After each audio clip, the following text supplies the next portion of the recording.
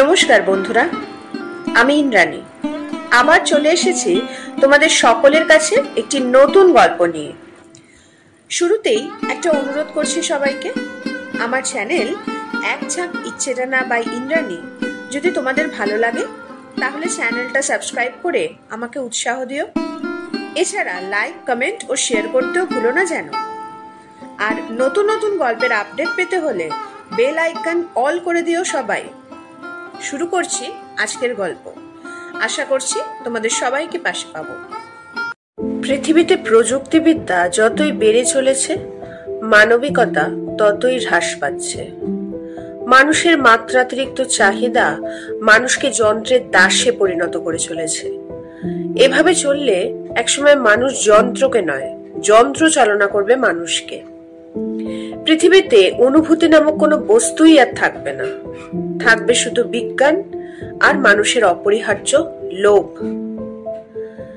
লেখক শীর্ষেন্দু মুখোপাধ্যায় তার পাগলা গণেশ নামক গল্পে সেরকমই এক পৃথিবীর চিত্র আমাদের সামনে তুলে ধরেছেন। দেখা যাক কেমন হতে পারে সেই পৃথিবী। শুরু করছি আজকের গল্প পাগলা গণেশ। মাধ্যাকর্ষণ প্রতিরোধকারী মলম আবিষ্কার হওয়ার পর পৃথিবীতে নানা রকম উড়ান যন্ত্র আবিষ্কারের একটা খুব হিড়িক পড়ে গেছে। কেউ ডাইনিদের বাহন ডান্ডাওয়ালা ঝাঁটার মতো, কেউ নারদের ঢেঁকির মতো, কেউ কার্পেটের মতো, কেউ কার্তিকের বাহন ময়ূরের মতো উড়ান যন্ত্র আবিষ্কার করে তাতে চড়ে বিষয়কর্মে যাতায়াত করছে। আকাশে তাই সবসময় নানা রকম জিনিস উঠতে দেখা যায়, এমনকি কৃত্রিম পাখনাওয়ালা মানুষকেও।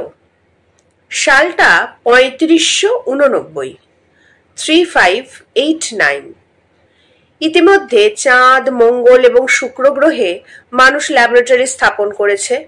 সূর্যের আরো 2টি গ্রহ আবিষ্কৃত হয়েছে এবং জানা গেছে আর কোনো গ্রহ নেই। মহাকাশের নক্ষত্রপুঞ্জের দিকে হাজার হাজার মানুষ আলোর চেয়েও গতিবেগ সম্পন্ন মহাকাশযানে রওনা হয়ে গেছে 150 বছর আগে থেকে, এবং এখনো অনেকে যাচ্ছে। কাছে পিঠে যারা গেছে তাদের ফেরার সময় হয়ে এলো, তবে সেটা 1 মিনিট পর না 100 বছর পর তা জানবার উপায় নেই। তা বলে পৃথিবীর মানুষরা হাল ছাড়েনি। সেই 150 বছর আগে যারা জন্মেছিল তারা সকলেই সশরীরে বর্তমান। আজকাল পৃথিবীতে মানুষ মরে না।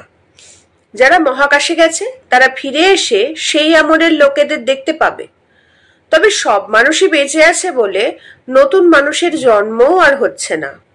গত 150 বছরের মধ্যে কেউ পৃথিবীতে শিশুর কান্না শোনেনি। এদিকে ঘরে ঘরে মানুষ এত বেশি বিজ্ঞান নিয়ে বুঁদ হয়ে আছে যে প্রতি ঘরের প্রত্যেকেই কোনো না কোনো বিজ্ঞানের বিজ্ঞানী। বিজ্ঞান ছাড়া অন্য কোনো চর্চাই নেই। কবিতা, গান, ছবি আঁকা, কথা সাহিত্য, নাটক, সিনেমা এসব নিয়ে কেউ মাথায় ঘামায় না। ওসব অনাবশ্যক ভাবাবেগ কোনো কাজেই লাগে না, খামোখা সময় নষ্ট। খেলাধুলার পাটও চুকে গেছে। অলিম্পিক উঠে গেছে, বিশ্বকাপ বিলুপ্ত, আছে শুধু বিজ্ঞান আর বিজ্ঞান। পূর্ণিমার চাঁদ দেখলে, কোকিলের ডাক শুনলে বা পলাশ ফুল ফুটলে কেউ আর আহাহু করে না।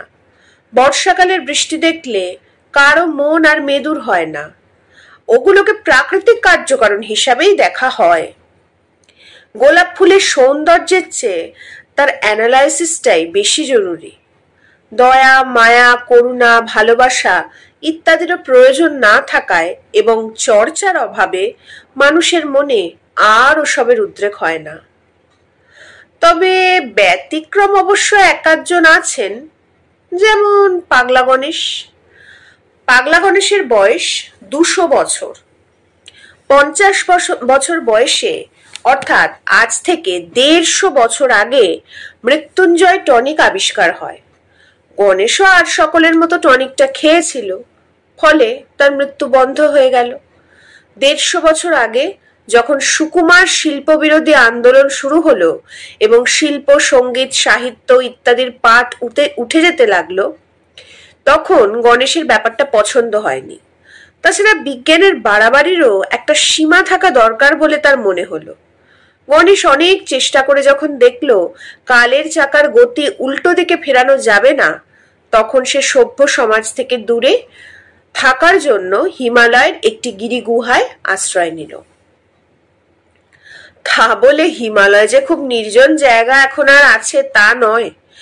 এভারেস্টের চূড়া চেয়েছে অবজারভেটরি হয়েছে, রূপকুণ্ডে বায়োকেমিস্ট্রির ল্যাবরেটরি, K2, কাঞ্চনজঙ্ঘা, যমুনোত্রী, গঙ্গোত্রী, মানস সরোবর, সর্বত্রই নানা ধরনের গবেষণাগার।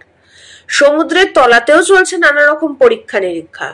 অর্থাৎ ভূগর্ভে, ভূপৃষ্ঠে এবং অন্তরিক্ষে কোথাও নিপাট নির্জনতা নেই।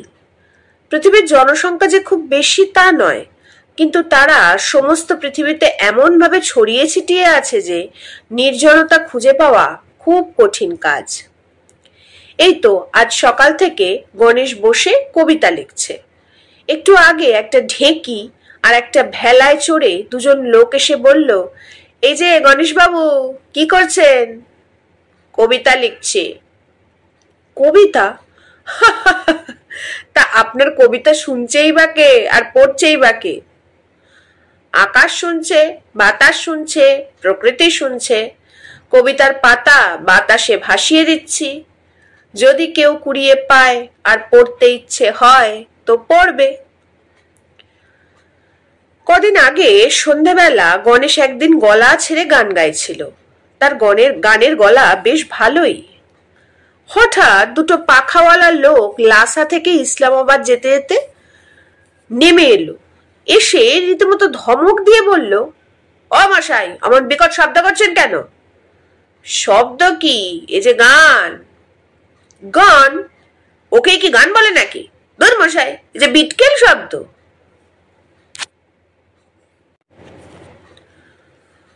একদিন পাহাড়ের গায়ে যান্ত্রিক বাটালে দিয়ে পাথর কেটে ছবি আঁকছিল গণেশ। হঠাৎ একটা ধামা নেমে এলো। এক মহিলা খুব আগ্রহের সঙ্গে বলে চলেন, এটা কিসের সার্কিট ডিজাইন বলুন তো, বেশ ইন্টারেস্টিং মনে হচ্ছে। ডিজাইন নয়, ছবি, খেয়াল খুশির ছবি। ভদ্রমহিলা চোখের পলক না ফেলে কিছুক্ষণ তাকিয়ে থেকে বললেন, খেয়ে দে আর কাজ নেই, ছবি হচ্ছে।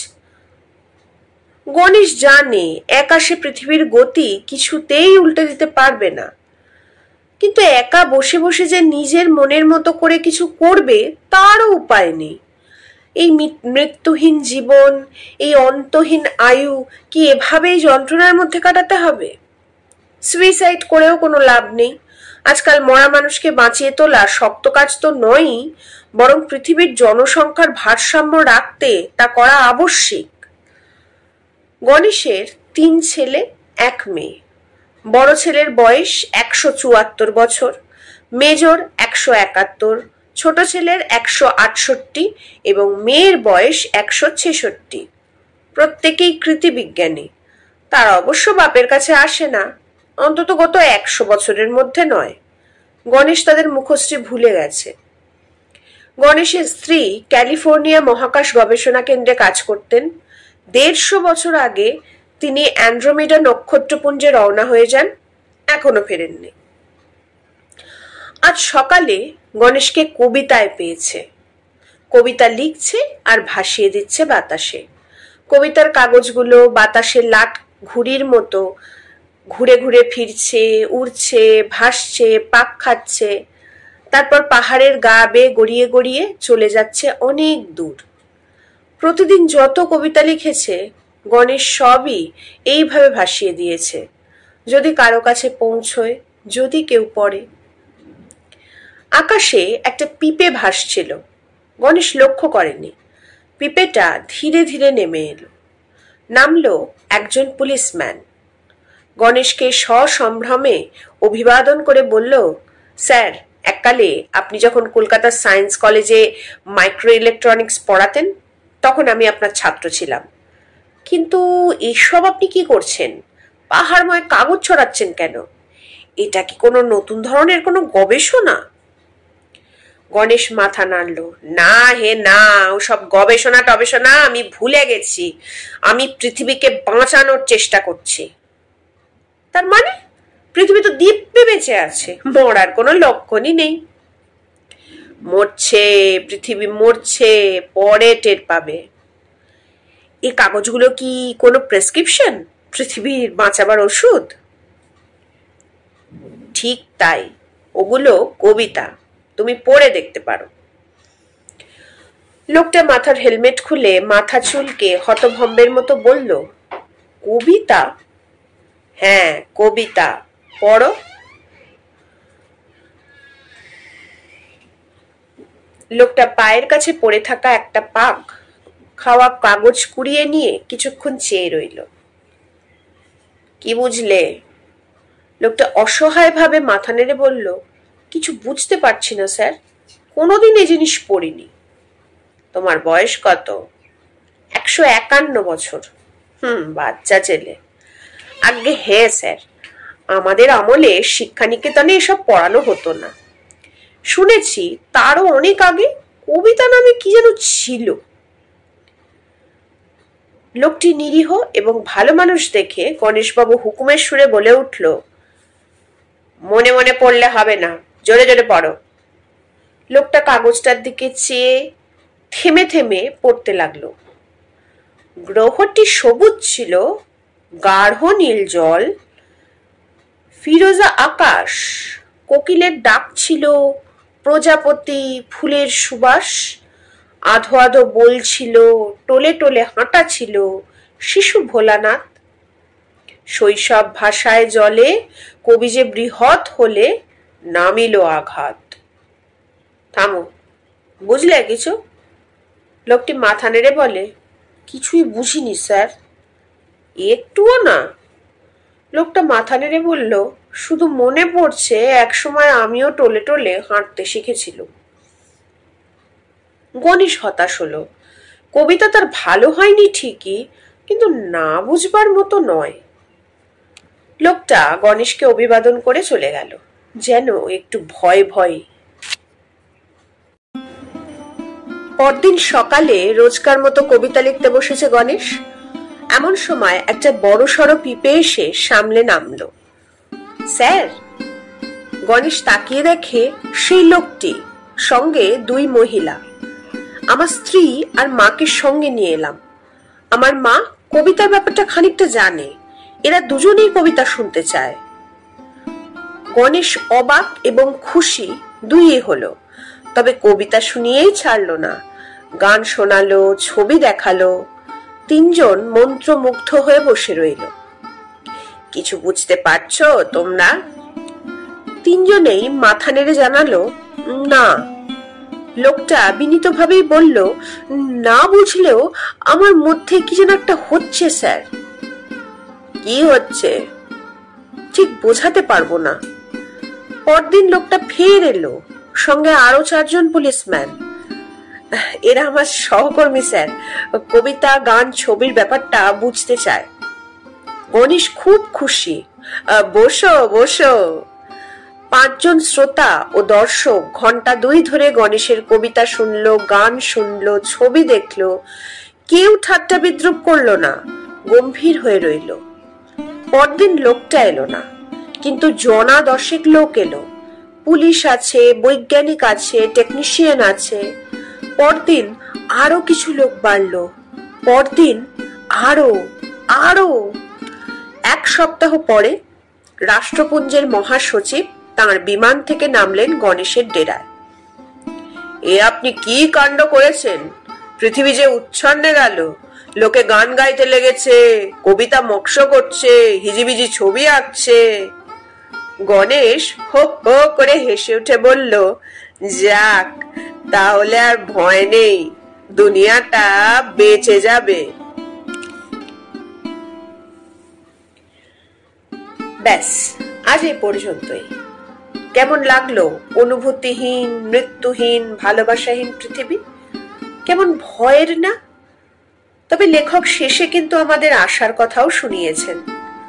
অর্থাৎ মানুষের দ্বারা যেমন সবকিছু ধ্বংস হতে পারে, তেমনি মানুষই পারে সবকিছু রক্ষা করতে। দরকার শুধু একটু শুভ বুদ্ধি আর ইচ্ছা শক্তির। গল্পটি ভালো লাগলে লাইক কমেন্ট করো, শেয়ার করে অন্যকে শুনতে সাহায্য করো। চ্যানেলটা সাবস্ক্রাইব করো প্লিজ, তাহলে কাজ করার আরো উৎসাহ পাবো। আজ তাহলে আসি, টাটা।